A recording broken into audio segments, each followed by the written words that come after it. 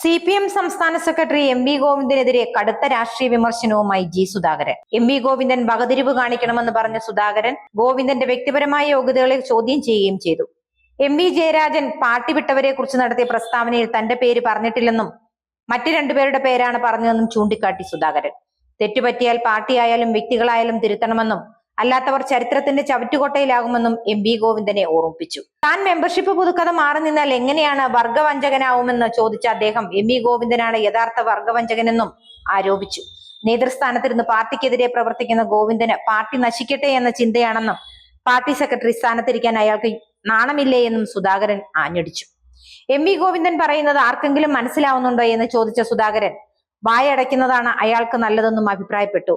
ഗോവിന്ദൻ ഒരു സൈദ്ധാന്തികനാണെന്ന് പത്രക്കാർ മാത്രമാണ് പറയുന്നത്. എല്ലാ തിരഞ്ഞെടുപ്പുകളിലും പാർട്ടിയെ തോൽപ്പിച്ച ഗോവിന്ദന് പാർട്ടിയെ നയിക്കാൻ ഒട്ടും കേൾപ്പില്ലെന്നും അയാൾ വെറുമൊരു അധികപ്പറ്റാണെന്നും സുധാകരൻ വിമർശിച്ചു. കസേരയിലിരുന്ന ആളാകുന്ന ഗോവിന്ദൻ ഒരു കമ്മ്യൂണിസ്റ്റ് അല്ലെന്നും സ്വയം തിരുത്താൻ കഴിയാത്തയാൾക്ക് എങ്ങനെയാണ് മറ്റുള്ളവരെ തിരുത്താൻ കഴിയുകയെന്നും സുധാകരൻ ചോദ്യമുയർത്തി. ഈ സ്ഥാനത്തിരിക്കാൻ ഗോവിന്ദൻ ഒട്ടും യോഗ്യനല്ലെന്നും നാണമുണ്ടെങ്കിൽ സെക്രട്ടറി സ്ഥാനം രാജിവെച്ചു പോകണമെന്നും അദ്ദേഹം ആവശ്യപ്പെട്ടു.